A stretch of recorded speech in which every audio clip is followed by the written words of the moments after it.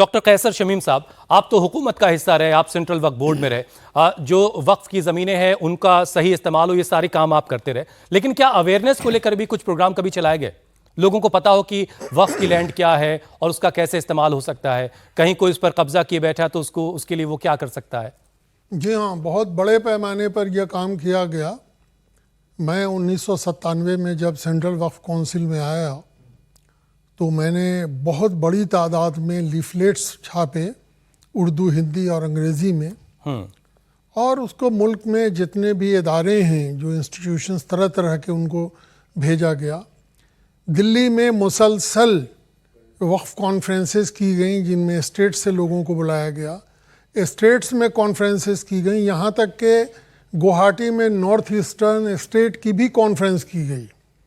جب میں پنجاب وقف بورڈ کا ایڈمنسٹریٹر تھا، جو اس زمانے میں پنجاب، ہریانہ اور ہماچل کا مشترکہ بورڈ تھا، چنڈی گڑھ کا بھی اسی میں شامل تھا، تو اس زمانے میں ہم نے وقف گزٹ کا اجرا کیا اور بہت بڑی تعداد میں لوگوں تک پہنچایا گیا۔ تو یہ کام تو ہوتا رہا ہے۔ مسئلہ لوگوں کی ناواقفیت کی وجہ وہ نہیں ہے، لوگوں تک اس طرح کی کوئی بھی کوشش جو ہوتی ہے وہ ایک محدود کوشش ہوتی ہے۔ تو اویئرنیس تو تب ہوگی جب لوگوں کو میڈیا اس پر بات کرے گا۔ چلیے، آج کا دن پھر بہترین ہے، آپ لوگوں کے ذریعے انڈیا ٹی وی کے درشک اور ہندوستان کے تمام لوگ یہ جانیں گے کہ وقف کیا ہے، وقف بورڈ کیا ہے، اور موجودہ قانون کیا ہے، اور نئے بل میں ایسی کیا خاص باتیں ہیں جو پرانے قانون میں نہیں تھیں۔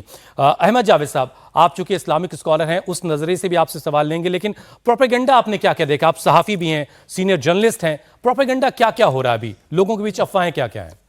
وقف کے تعلق سے غلط فہمیاں ہیں سماج غلط میں فہمیاں کہ یہ شاید اس کا استعمال صرف مسلمانوں کے لیے ہے، یا یہ ہے کیا، اس کے بارے میں لوگ نہیں جانتے ہیں۔ دوسری چیز یہ افواہ پھیلائی گئی کہ وقف بورڈ جو ہے وہ جیسے کوئی کسی پراپرٹی کی مالک ہے، حالانکہ وقف ایک زمینوں کے گھوٹالے کی کوئی جگہ ہے۔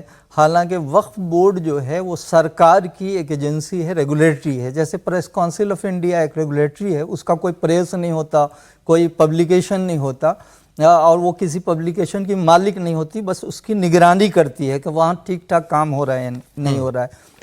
سب سے پہلے تو یہ سمجھنا چاہیے کہ وقف ہے کیا۔ یہ اصل میں اسلام کے بالکل شروع میں قرآن کی آیات ہیں کہ تم اپنے مال قریبی رشتہ داروں کے لیے، مسافروں کے لیے، اللہ کی راہ میں خود کو لگا دینے والوں کے لیے، اور ضرورت مندوں کے لیے، فقراء اور مساکین کے لیے اپنے مال دو، خرچ کرو بھی ہے اور ٹھہرا لو دو، یہاں سے۔ پھر اس کے بعد آپ کو یعنی وقف کر دو۔ ہاں، ایک سیکنڈ اور، کہ اسلامک لاء کے جو پرائمری ریسورس ہیں اس میں سنت یا حدیث ہے۔ حدیث کی سب سے اوتھینٹک کتاب بخاری شریف ہے۔ بخاری شریف میں ایک ڈاکومنٹ موجود ہے کہ حضرت عمر نے ایک مال اپنا وقف کیا، اور اس کا جو ڈاکومنٹ ہے اس میں ہے کہ اس کو نہ بیچا جائے گا، یعنی جس چیز پر بیچنا خریدنا منع کر دیا گیا، اور اس کو گفٹ نہیں کیا جائے گا، ہیبہ نہیں کیا جائے گا اس مال کو، اور اس مال کو وہ نہیں کیا جا سکتا، وراثت میں تقسیم نہیں کیا جا سکتا۔